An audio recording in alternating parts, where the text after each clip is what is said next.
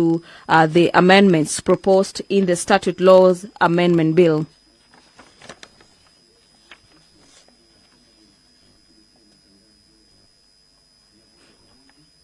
Pursuant to Standing Orders number 42A subsection 6B, the Prime Cabinet Secretary will be responding to the following questions in plenary. The very first question given priority in the order of business this afternoon is questions by Honourable Member for Kamukonji, Honourable Yusuf Hassan, who wants the Cabinet Secretary or the Prime Cabinet Secretary to explain the efforts that the government is instituting to cushion Kenyans from the unbearable cost of living as a result of rising prices of basic commodities. The Prime Cabinet Secretary will also be required to explain what has led to the escalation of prices of commodities such as unga, rice, sugar, and other basic food items in the country towards the end of the last financial year, that is 2021-2022, and into the current financial year 2022-2023. The Prime Cabinet Secretary will also be required to explain with definite timelines, outline immediate measures that the government is instituting to, one, lower the cost of basic commodities in the country, as well as reduce the cost of fuel and address the depreciation of the Kenya shilling against other currencies. Honourable Musalia Mudavadi will also be required to explain as well as outline the immediate steps the government is taking to stabilize the economy and set the country on a growth trajectory.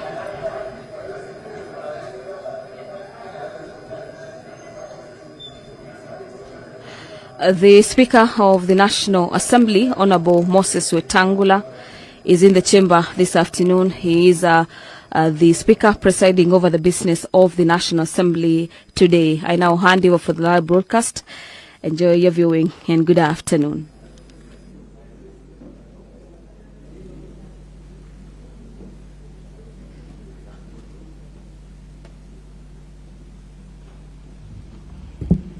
Waheshimiwa, na tuombe. Ewe Mwenyezi Mungu, ambaye kwa hekima na wema wako umetua nyadhifa za viongozi na mabunge kwa ustawi wa jamii na utawala wa haki wa wanadamu, tukusihi utazame kwa neema nyingi sisi watumishi wako ambao umeridhika kutuita ili tutekeleze shughuli muhimu za jamhuri yetu. Tunakuomba uteremshie baraka zako sisi tuliokutanika hapa, na utujalie tuyatende na kufikiria mambo yote yatakayofikisha mbele yetu kwa njia ya haki na uaminifu, ili utukufu na sifa zako ziendelezwe, na ili kustawisha amani, ufanisi na heri ya nchi yetu na wale ambao haja zao umezikabidhi mikononi mwetu. Amen.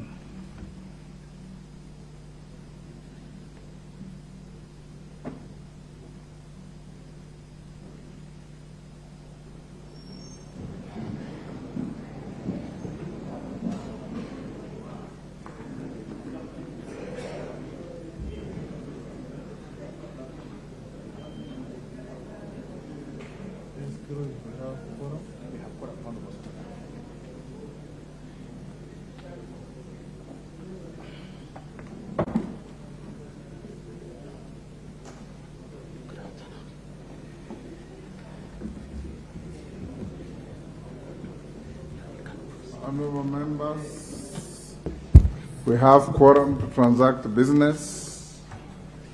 Congratulations for coming in early today.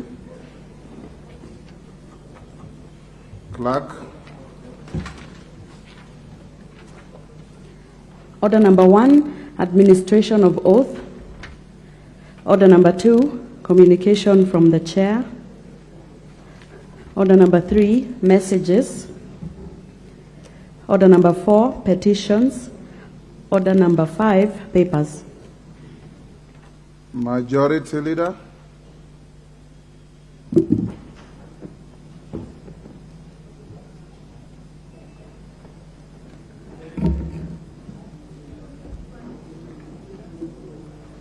Thank you, Mr. Speaker. Honorable Speaker I beg to lay the following papers on the table of the House today, Wednesday, April 26, 2023, afternoon sitting. Reports of the Auditor General and Financial Statement on e-Citizen Revenue Accountability Statement for the year ended 2018, 2019, 2020, 2021, and 2022. Reports of the Auditor General and Financial Statement in respect of the following institution of the year ended 30th June 2022. Rural Electrification Scheme, Kenya Power and Lighting Company, PLC. The President Award, Kenya. National Authority for the Campaign Against Alcohol and Drug Abuse, Mortgage and Car Loan Fund. Non-Government Organization Coordination Board, Financial Reporting Center, Kenya Trade Network Agencies, Public Procurement Regulatory Authority, Public Procurement Regulatory Authority Staff Loans Scheme Fund, University of Nairobi Press, Privatization Commission, Kenya Nuclear Regulatory Authority, National Crime Research Center, Kenya School of Law, Kenya National Qualification Authority, Private Security Regulatory Authority, National Authority for the Campaign Against Alcohol and Drug Abuse, Kenya Roads Board Operations, Kenya Road Board Fund, Kenya National Commission for UNESCO, Kenya Audience Factories Corporation, Kenya Medical Training College, Kenya Medical Laboratory Technician and Technologies Board, National AIDS Control Council, Kenya Export National Research Fund, and Kenya Copyright Board. Thank you, Mr. Speaker. Deputy Chief Whip, member of the delegation to the 23rd Parliamentary Dialogue on UN Convention Against Corruption, Honorable Shakil Shabir. Thank you, Honorable Speaker, sir. Honorable Speaker, I have the honor to lay the following paper on the table of the House today, Wednesday, 26th April 2023. The report of the Kenya delegation to the 2023 Parliamentary Dialogue on the United Nations Convention Against Corruption, UNCAC, and the Global Parliamentarian Against Corruption, GOPAC, annual general meeting held in Doha, in Qatar, between the 8th and the 9th of March 2023. Speaker, sir. Thank you. Chairperson, Select Committee on Regional Integration.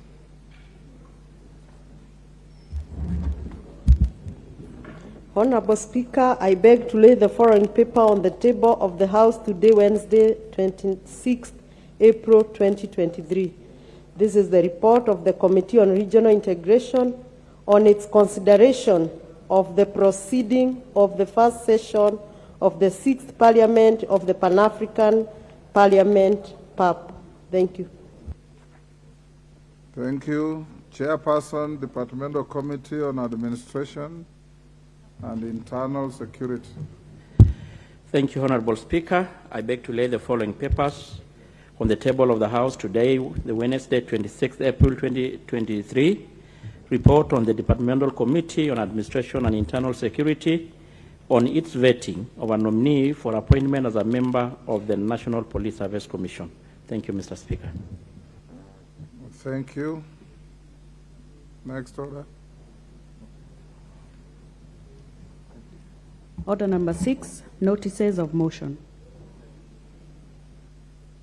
Shakil Shabir. Thank you again, Mr. Speaker, sir. Is the notice of motion? Honorable Speaker, I wish to give notice of the following motion. That this House notes the report of the Kenya delegation to the Parliamentary Dialogue on United Nations Convention Against Corruption, UNCAC, and the Global Parliamentarians Against Corruption, GOPAC, annual general meeting held in Doha, Qatar, between 8th to 9th March 2023, laid on the table of the House on Wednesday, 26th April 2023. Sir. Thank you. Thank you. Next, Tongoyo. Thank you, Mr. Speaker. I want to give the notice of motion on the vetting of a nominee for appointment as a member of the National Police Service Commission. Honorable Speaker, I beg to give the notice of the following motion, that taking into consideration the findings of the Departmental Committee on Administration and Internal Security in its report on the vetting of nominee for appointment as a member of National Police Service Commission, laid on the table of the House on Wednesday, 26 April 2023, and pursuant to the provision of Article 252B of the Constitution, Section 6, Subsection 6 of the National Police Service Commission Act 2011, and Section 8.1 of the Public Appointment Parliamentary Approval Act 2011, this House approved the appointment of Mr. Edwin Kiprono Cheluget as a member of the National Police Service Commission. Thank you, Mr. Speaker. Thank you. Next order. Order number 7, questions and statements.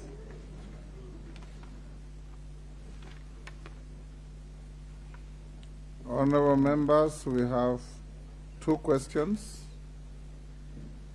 They both come from the Honorable Member for Kamkunji, Honorable Yusuf Hassan. If the Prime Cabinet Secretary is within Parliament, can you usher him in?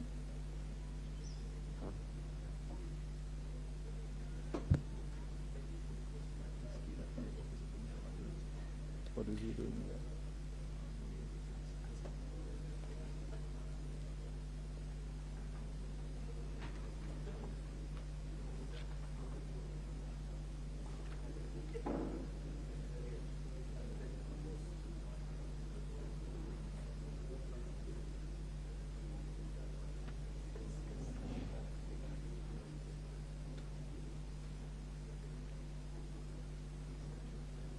Kirui, ako wapi?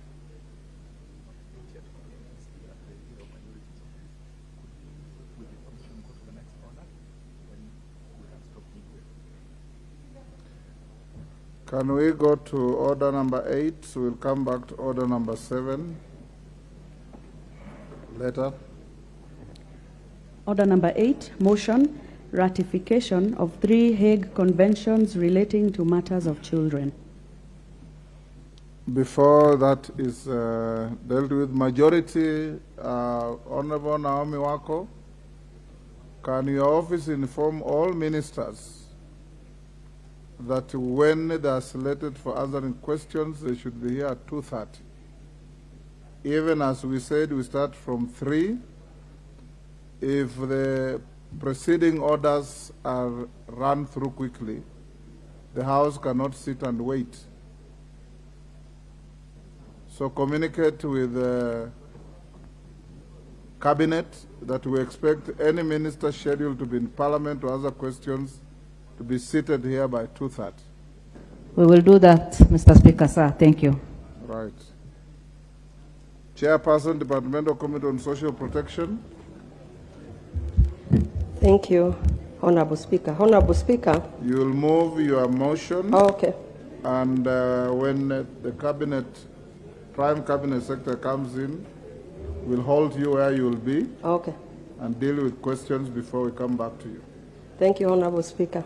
Honorable Speaker, pursuant to Section 8 of the Treaty Making and Ratification Act 2012 and Standing Order 170A, I beg to move that this House adopt the report of the Departmental Committee on Social Protection on the consideration and ratification of the following. 1, the Hague Convention on the Civil Aspect of International Child Adoption, the Hague Convention on Jurisdiction, Applicable Law, Recognition, Enforcement, and Cooperation in respect of parental responsibilities, measures for the protection of children, and 3, the Hague Convention on the International Recovery of Child Support and other forms of family maintenance.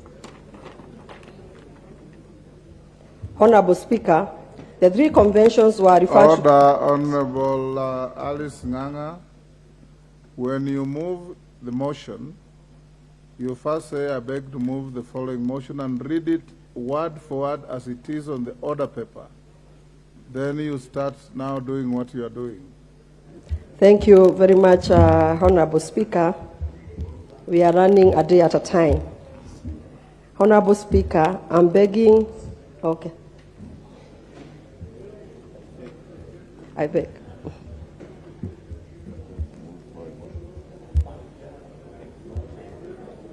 Honorable Speaker. Honorable Alice, maybe I can spare your time. The minister is now here. Okay. You can hold, you'll move your motion immediately after question time. Thank you very much, Honorable Speaker. Sorry for interrupting you. It's okay. Thank you, Honorable Speaker. Let's go back to order number 7. Call out the order. Order number 7, questions and statements. Honorable members, we have 2 questions, 116 and 118 of 2023, both asked by the distinguished member for Kamkunji, Honorable Yusuf Hassan, to the Prime Cabinet Secretary who is in the chamber now. I call upon the Honorable Yusuf Hassan to ask your question. You did come to consult with the Speaker whether you should ask both questions and have them answered together. The direction is no. We deal with one question at a time for purposes of proper record keeping and Hansard. So ask question 116 of 2023. Thank you, Mr. Speaker, for the opportunity to ask this question. I had, in fact, asked you to indulge and allow me to say a warm welcome to my former colleague, the Prime Cabinet Secretary. I would like to ask question 116 of 2023, which is directed to the Prime Cabinet Secretary. Could the Prime Cabinet Secretary explain the efforts that the government is instituting to cushion Kenyans from the unbearable cost of living as a result of rising prices of basic commodities? 2, could he explain what led to the escalation of prices of commodities such as unga, rice, sugar, and other basic food items in the country towards the financial year of 2021 and the current financial year of 2022 and 23? 3, with definite timelines, could the Prime Cabinet Secretary outline immediate measures that the government is putting into place, A, to lower the cost of basic commodities in the country, and B, to reduce the cost of fuel, and C, as well as addressing the depreciation of the Kenyan shilling against other currencies? 4, could the Prime Cabinet Secretary outline the immediate steps the government is taking to stabilize the economy and set the country on a growth trajectory? Thank you, Mr. Speaker.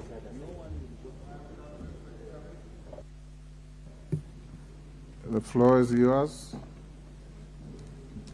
Honorable members, after the question is answered, those who want to ask supplementaries go to intervention. But as usual, the screen is full. I don't know if it is full for this question or for other businesses, but we will find a way of going about it. Prime Cabinet Secretary, please take the floor. Thank you, Mr. Speaker. Mr. Speaker, let me just very quickly take this opportunity to thank the members of Parliament for according us an opportunity to be able to respond. Speaker, I'll go straight to try, and I'll definitely deal with but 2 of his questions first. That is, or the causes of the escalation of prices of commodities. The overall inflation did 2002, then 22 to 9.6, and in March it has declined slightly. Higher food prices resulting from reduced were also pushed by the dollar effect and the supply constraints globally, and elimination of subsidies for petrol and the substantive reduction of diesel and kerosene on account of unsustainability of the cost of maintaining the subsidy program. All these, Mr. Speaker, were second item that caused an escalation of these foods, Mr. Speaker, is the message I'm putting across here is that our public finances are not in good order. And it is a fact that we can no longer deny. 2023 was 369 points, which is 4% of GDP. This deficit was financed 87 billion. The gap, Mr. Speaker, is attributed also to liquidity challenges in the $2 billion. Public debt consumes a substantial portion of our budget. In fact, members may wish to note that interest cost now is now the single largest expenditure item in our recurrent budget, exceeding the wage bill and county equitable share. That is interest payments alone. Our total debt, Mr. Speaker, is 9.4 trillion against a debt ceiling of 10 trillion. This comprises external debt of 4.8 trillion and domestic debt of 4.5 trillion as at the end of March 2023. The cumulative debt service to external creditors as at the end of March stood at 312.6 billion, and this covered billion. Mr. Speaker, the total outstanding national government pending bills, 481 billion compared to 467.7 billion. That is 83%. 83% of this is from state corporations alone, and 80.3%. That fueled the problem is the exchange rates. Mr. Speaker, since the pandemic, the exchange rate has helped against major international and regional currencies. It's exchanged at an average of 134 per US dollar, 134 Kenya shillings per US dollar in June 2022. The volatility against major currencies and rapid changes in policy stance in advance, they went up are now much more expensive. 7,969.5 million. That is 4.4 months of import cover. 2023. The usable forex reserves declined to 7.1, but the usable forex reserves remained adequate at 6.3 million, 6,531 million US dollars. That is 3.63 months of import cover as at 19th April 2023. This, honorable member, Mr. Speaker, together these developments have significantly impacted liquidity in the domestic forex market. In particular, the interbank forex transactions have the cost of living in Kenya as on particular causes of the escalation has experienced 23, which has been recorded as the worst drought in 40 years. The performance during the short rain season was not realized, except for this scenario reduced the annual maize in 2021. Mr. Speaker, I would like to let the House know that the country recorded the lowest maize production in 10 years. The lowest production of maize in 10 years. We managed to get, as a nation, 34.4 million bags, which is 3.1 million metric, 48 million bags, but we got 34. The country also lost approximately. It is therefore important to note that the onset of the current rain season and associated flash floods, rapid assessment will determine the actual cost. Speaker, extreme climate change events, growing population, rising food prices, and other environmental stresses have emerged as key drivers of 2020 to 2022 due to negative global events, that is COVID, the 19 prices have increased the percentage of food insecure populations. Mr. Speaker, in my written statement, I've endeavored to share specific data on this particular question, but I'll not go through with that.